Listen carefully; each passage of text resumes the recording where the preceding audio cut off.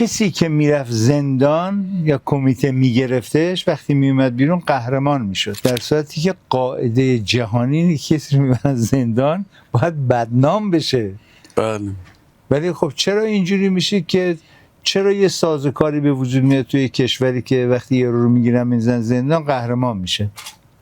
خب هر دوبارش من این کارو مثلا میدونستم که بیام بیرون دیگه تو دانشگاه قهرمانم.